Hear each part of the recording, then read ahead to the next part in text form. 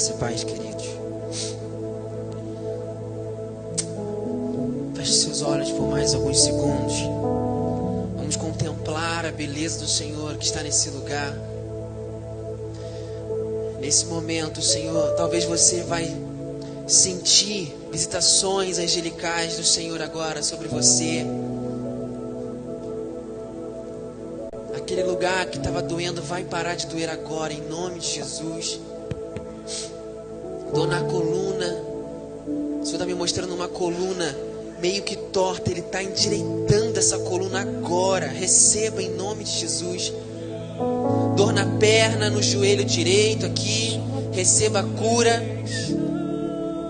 Porque por onde Jesus passa, a manifestação de milagres. Por onde Jesus passa, a cura, a libertação.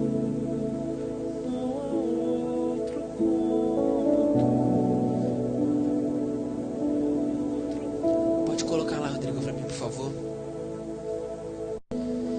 Queridos, abra a Bíblia, a sua Bíblia no livro de Ezequiel 37.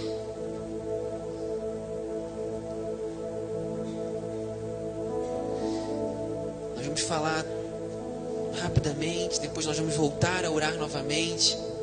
Quantos estão sentindo a presença do Senhor? Levanta sua mão bem alto. Amém? Você pode glorificar o Senhor por isso? Vamos conversar um pouquinho sobre esse capítulo. Ouvir o que o Senhor tem para ensinar para nós essa noite. Irmãos, Ezequiel era um profeta tremendamente usado pelo Senhor. Tremendamente usado. E eu fico imaginando quão era difícil a vida dos profetas. Porque ao mesmo tempo que ele trazia boas notícias, ele também era incumbido de trazer notícias não tão agradáveis. Mas sabe, o que mais me impressiona era o coração temente que eles tinham. E como que isso faz total diferença para o avivamento na nossa vida. Um coração temente ao Senhor, ele traz como um dos seus resultados um avivamento forte e poderoso. Amém? Forte e poderoso. Enquanto o pastor Felipe pediu para a gente estar de joelho e orando, e eu comecei a cantar para o Senhor: Senhor, eu quero chorar as tuas lágrimas. Eu quero orar o que o Senhor quer orar. Quero cantar uma nova canção. Porque quando a gente começa a ficar envolvido na glória do Senhor, a chama, ela começa a aquecer. Ou melhor, ela começa a aumentar. Feche seus olhos agora por mais um segundinho. E foi mais ou menos assim. Quero orar o que o Espírito quer. Quero chorar as tuas lágrimas. Quero cantar uma nova canção. Pegou? Quero orar o que o Espírito quer. Quero chorar as tuas lágrimas. Quero cantar uma nova canção. Amém. Eu fico imaginando que os profetas, eles deveriam cantar muito diante do Senhor, buscando a graça, a misericórdia do Pai. Ezequiel 37 vai dizer que veio sobre mim a mão do Senhor. Ele me levou pelo Espírito do Senhor e me deixou no meio de um vale que estava cheio de ossos. E me fez andar ao redor deles. Eram muito numerosos na superfície do vale e estavam muito secos. Então me perguntou: Filho do homem, acaso poderão reviver esses ossos? Respondi: Senhor, tu o sabes. Disse-me ele: profetiza a estes ossos e dize-lhes: ossos secos, ouve a palavra do Senhor. Assim diz o Senhor Deus a estes ossos: eis que farei entrar o Espírito em vós e vivereis.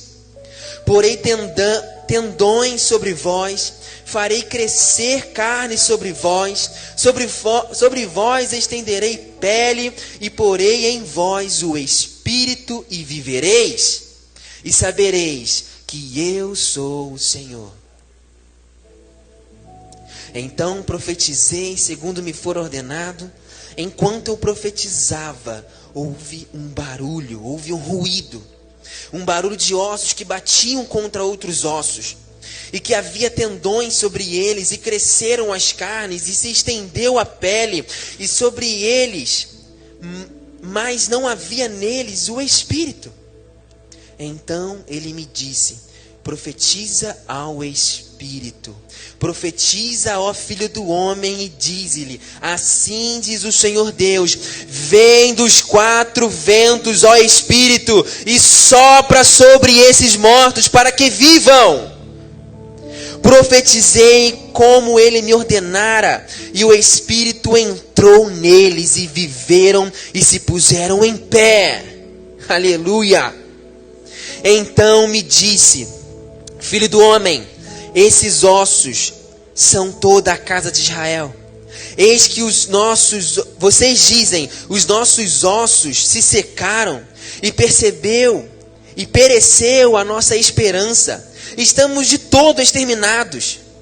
Portanto, profetiza e dize-lhes: assim diz o Senhor Deus: eis que abrirei a vossa sepultura, e vos farei sair dela, ó povo meu, e vos trarei a terra de Israel. Sabereis que eu sou o Senhor, quando eu abrir a vossa sepultura, e vos fizer sair dela, ó meu povo. Porém em vós o meu Espírito, e vivereis, e vos estabelecerei na vossa própria terra. Então sabereis que eu, o Senhor Deus, disse e fiz tudo isso. Você pode glorificar o Senhor por isso? Hugo, o que isso tem a ver com as quartas do avivamento? Vou resumir: tudo. O povo de Israel estava passando um momento de muita tribulação, tristeza, secura espiritual, política. E nesse momento que Ezequiel está vivendo aqui, o Senhor está tentando trazer de volta a restauração do povo dele. A restauração. O que isso tem a ver com o avivamento? Porque o povo estava totalmente frio, distante, destruído, guerras. E a gente pode extrair uma coisa: que quando o povo de Deus está em ruínas, todos os outros estão também. Porque a igreja é resposta para as nações. Então, se nós não estamos avivados no Espírito, mais ninguém está. Se nós não estamos com fogo do Espírito queimando em nós, mais ninguém vai estar. Porque isso é derramado sobre os filhos de Deus. Então a responsabilidade espiritual de uma nação pode ser responsabilidade da igreja de Jesus. Por isso que ele levanta os profetas, os homens e mulheres, para orarem, para fazer movimentos de jejum, de oração. É para trazer de volta o fogo do Senhor. Amém? A forma que Ezequiel era e foi usado nessa visão demonstra como é ter uma vida pelo Espírito. Não é verdade, irmãos? Imagina Deus pegar você e te mostrar uma visão maravilhosa. E Ele falar com você na visão. Vai lá, profetiza na visão, irmão. Na visão. Tremendo. Ezequiel, nesse momento, ele prediz o reavivamento de Israel. O reavivamento político, o reavivamento espiritual. E quando Deus estava me dando essa palavra, eu falei, Jesus, parece que estamos falando de quem? Estamos falando do Brasil. Precisamos de um avivamento verdadeiro e genuíno sobre nós. Precisamos disso. Os ossos indicavam um exército morto, como a própria palavra diz. Os ossos representam Israel desesperada e desamparada naquele momento. E muitas vezes nós não vivemos pelo Espírito, porque nós estamos vivendo desesperados e desamparados. Eu digo isso como igreja de Jesus, como corpo do Senhor. Às vezes a gente não consegue alcançar um nível maior com Deus, porque a gente vive desesperado e desamparado. Porque talvez a gente não consiga alimentar aquela chama continuamente, a ponto de a sociedade ver a relevância da igreja. Não do prédio da igreja, mas do nome de Jesus sobre nossas cabeças, amém? E o que mais me impressiona também, irmãos, é que nos primeiros versículos, principalmente no versículo 3, que ele fala, filho do homem, acaso pode reviver esses ossos? Melhor, no versículo 5 ele vai dizer, eis que farei entrar o Espírito em vós e vivereis. Lá em Romanos 8:11 vai dizer que o mesmo Espírito que ressuscitou Jesus dentre os mortos também nos vivificará. Romanos, Novo Testamento. Lá em Ezequiel, no Antigo Testamento, muitos anos antes, o mesmo Espírito que lá na frente ressuscitou Jesus, estava ressuscitando aqueles mortos naquela visão. Por isso que a palavra diz que Jesus estava com Deus antes de vir para cá, para a terra. Mas isso é para a gente refletir sobre como que Deus, Ele orquestra da mesma maneira os seus princípios, as suas bênçãos sobre nós. O Espírito é um só, irmão, não é verdade? O Espírito é um, olha só o que nós acabamos de dizer. Acabamos de ler aqui, ó. E eis que farei entrar o Espírito em vós e vivereis. E os vivificarei. Uma vez eu ouvi o apóstolo dizendo uma coisa assim: o avivamento é o fruto. O avivamento é fruto de quê? O avivamento é fruto da nossa busca. O avivamento é fruto do nosso coração perante o Senhor. O avivamento é fruto das nossas intenções diante do Senhor. O avivamento é fruto de tudo aquilo que a gente busca no secreto. O avivamento dá fruto. Quando a gente vê, por exemplo, domingo passado, a igreja totalmente envolvida na glória do Senhor, fruto do avivamento. Alguém está buscando. E lá embaixo, nos versículos de baixo, do finalzinho, vai dizer a sepultura, né? E a sepultura representa a ruína espiritual de Israel naquela época. Política, espiritual. Mas o Senhor deixa claro que Ele derramaria o seu Espírito e eles viveriam novamente. Então, ou seja, por mais que a gente se sinta frio hoje, se nós quisermos, o Senhor ainda é o mesmo e Ele vai derramar o Espírito que vivifica a nossa vida de novo.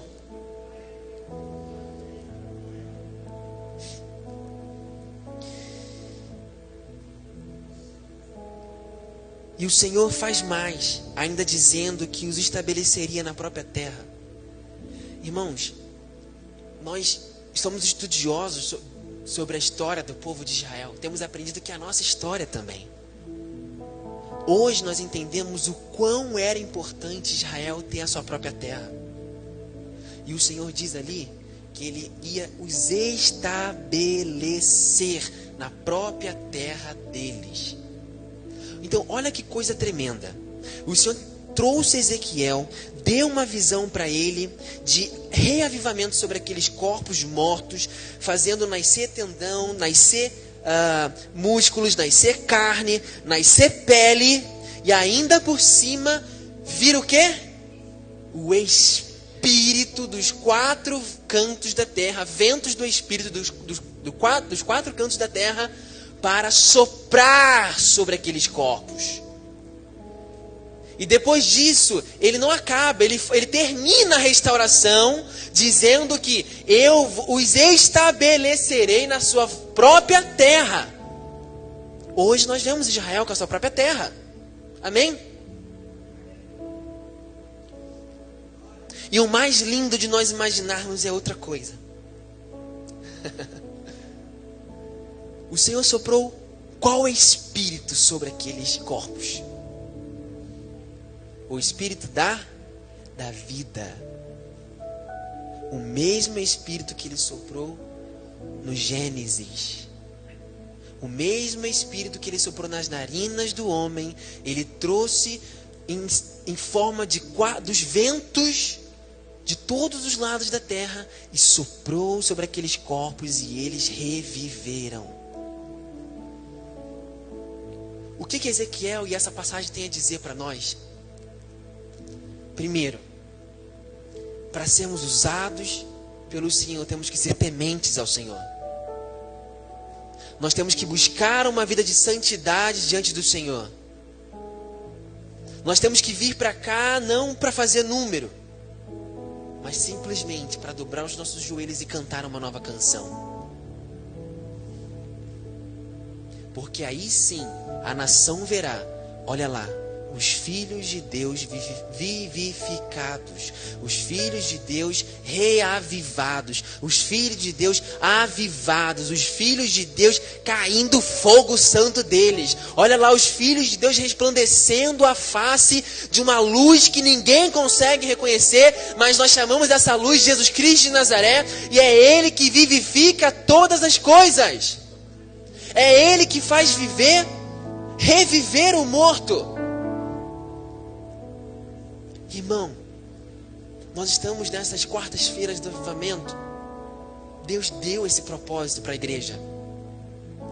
E desde então a gente está vendo que o Espírito Santo está encaminhando a gente por um caminho do fogo santo, o fogo que não se apaga, o fogo que não consegue controlar. Amém? Aleluia.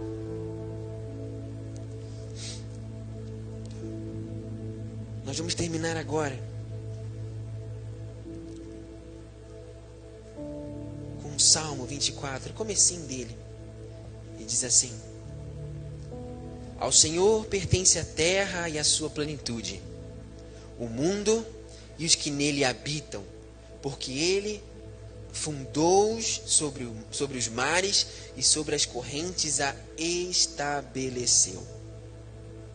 Mais uma vez, tudo que Deus estabelece, só Ele tira.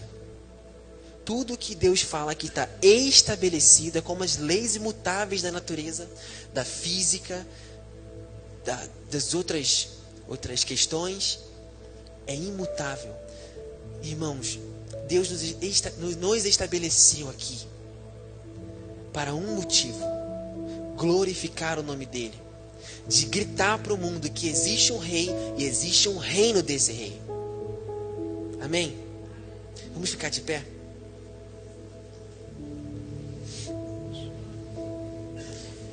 Coloca a mão no seu coração.